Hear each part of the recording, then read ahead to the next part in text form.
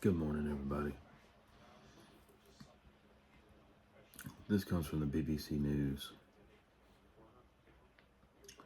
What is the plan for digital IDs, and will they be mandatory?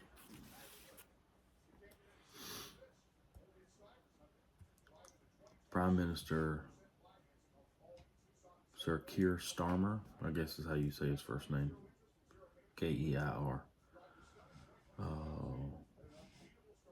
has defended the government's plan to introduce digital IDs across the UK. He told the BBC News the new system would cut the fat for people. Faff is what he said. For people trying to prove their identity in a range of scenarios, as well as showing that they have the right to work. The government says the scheme will be rolled out by the end of the Parliament, meaning before the next general session.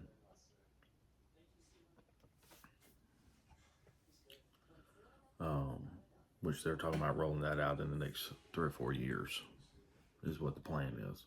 The government efficiency, they can never do anything quick, so it is what it is. But my point behind that is just a little jab at the government there, I guess. But if you've ever done anything with any type of government, they are so slow. Why is the government introducing a digital ID? Be used to verify a person's right to live and work in the UK.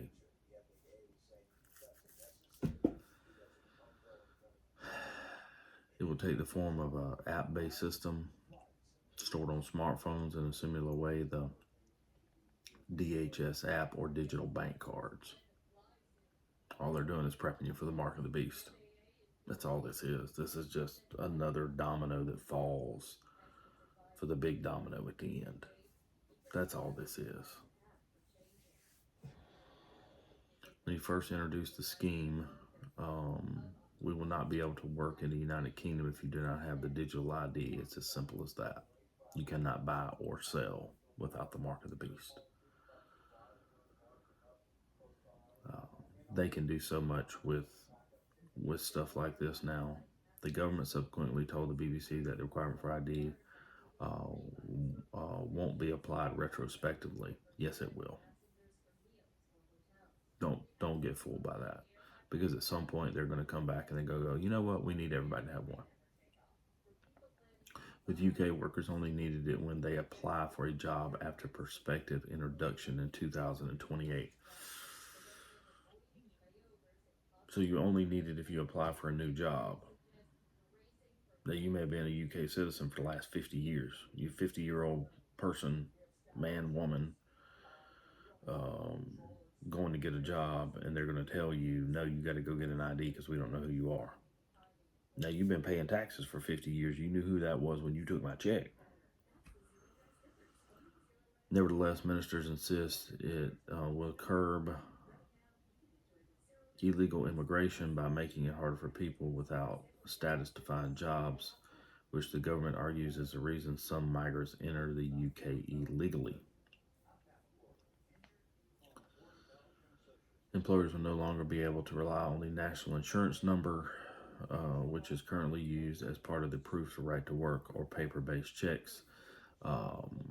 Apparently they have a social security number system like we do, which was never supposed to be used for identification, by the way, when it was introduced. It's never supposed to be used for identification.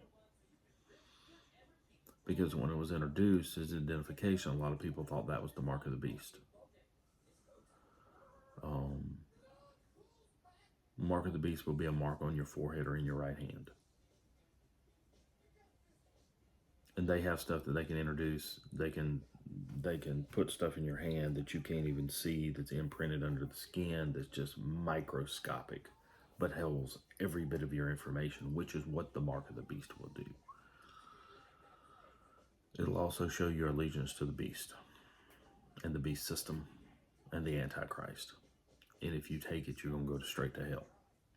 There is no forgiveness. There is no back around the other side and God's an all-loving God and he's going to forgive me. No, he's not. Because he warned you up front. This is what's going to happen if you take that mark. you are damned. You are damned to hell. There is no coming back from it. It's the point of no return. You pass the Rubicon, whatever analogy you want to say, or whatever phrase, whatever that's called. You're going to go to hell.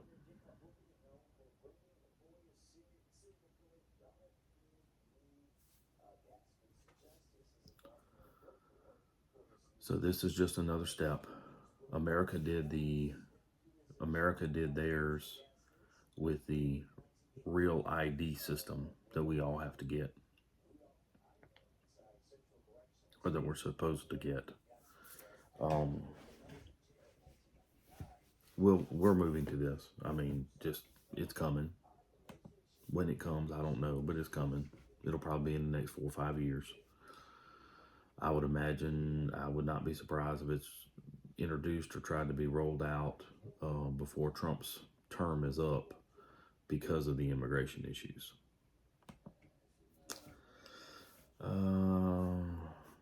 First Lady Melania Trump caps Fox Nation's awards report with top honor for service. Well, I don't care.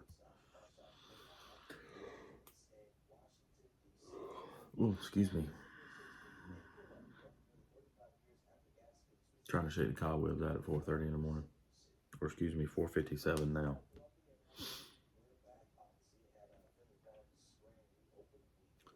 Tuesday's blue wave couldn't save local candidate who told GOP senator to die like a dog.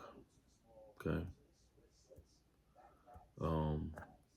I did not see a lot of the election results. I know the Mamdani, I think is how you say his name.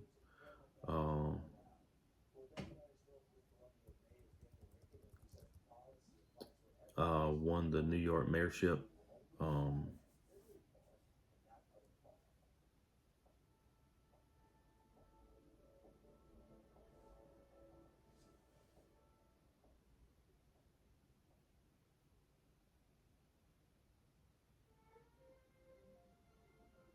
Trump announces First Nation. I was reading something. I apologize. Trump announces First Nation of second term joining peace club with Israel. I'm not sure what country that is. So he's got somebody else who has signed on. Donald Trump says Kazakhstan will join the Abraham Accords. We're going to do a deep dive into the Abraham Accords, by the way. I've got to do some research on them. They're a multi-nation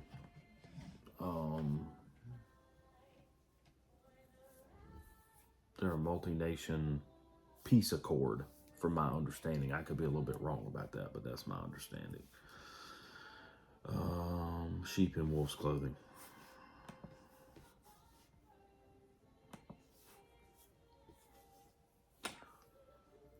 Police checking whether phone found on J Beach belongs to IDF's former top lawyer.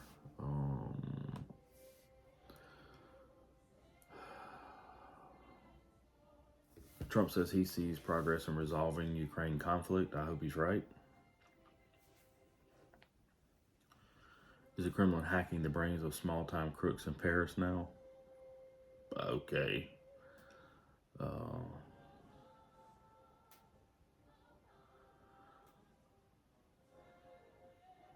Missiles returned to Europe. The Tomahawk missile was approved to go to the U.S. finally approved the Tomahawk missile to go back. That is also a nuclear Cape missile, by the way. Now you can put conventional or nuclear warheads on that. Human blood swastikas found all over Germantown. Okay.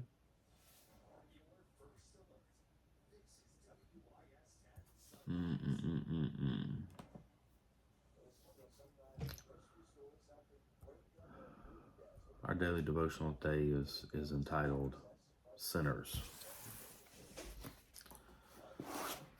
Is entitled Friends of Sinners. It says in Luke 7, we read the story of Simon, a Pharisee, who invited Jesus to his home to have a meal. Not sure why any Pharisee would invite Jesus for dinner, let alone bring in other strict religious men to eat with him. A likely reason for this invitation was that Simon, his friends, and his friends wanted to determine whether Jesus was a prophet or really to discount him as one. I'd have to go back and read that passage again. I would imagine it was some type of testing of Jesus, which Jesus clearly knew that's what they were doing. The passage makes it clear, however, that Simon knew of Jesus' reputation as a prophet, Luke 7:39. Scripture does not tell us what this group discussed around the supper table, but we can assume it had to do with theology. The Pharisees specialized in the subject, and they had tried to trick Jesus on other occasions with fanciful questions. Christ knew, however, what was in these men's hearts. The next thing we read is that a woman was in the streets who was a sinner. Crash the scene. Scriptures tell us that he turned to the woman, verse 44. Here I see Jesus showing us where our focus must be, not on false religion, not on false teachers, but on sinners.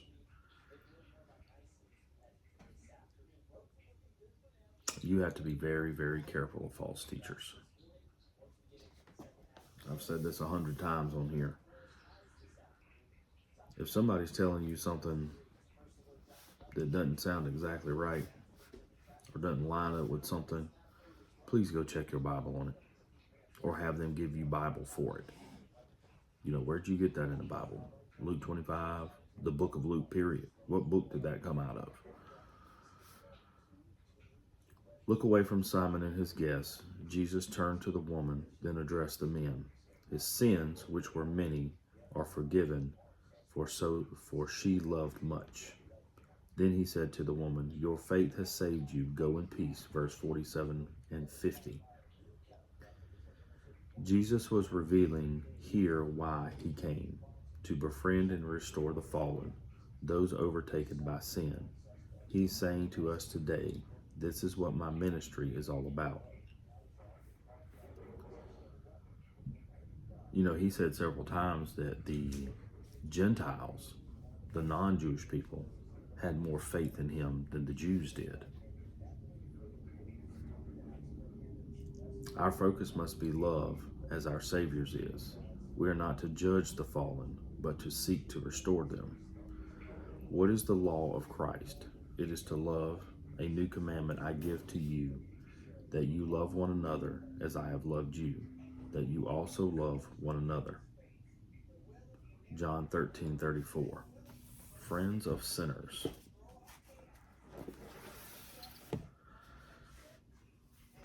There's a caveat to that. We are to restore the fallen.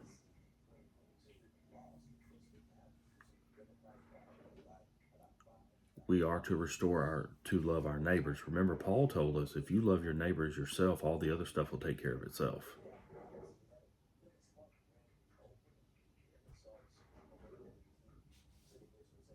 Because you're not gonna treat the person you meet badly if you love them as you love yourself. I know there's people out there going, well, I don't love myself. Well, you're also probably not going to treat yourself badly. But if you're at that point in life, we've got a whole other discussion to have.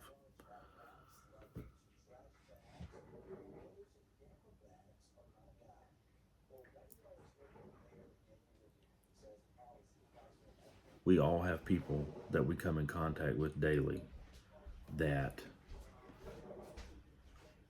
we need to have that conversation with. Jesus didn't go in there. Jesus said many times, I remember one time he said in Matthew that, what does a sick man need with a doctor? And I'm paraphrasing slightly. But he's right. He came for the sinners. He came for the sick. He came for the weak. He didn't come for everybody else. It was nice that they were, doing what they were supposed to do and all that. But, he said, I didn't come for you. I came for him.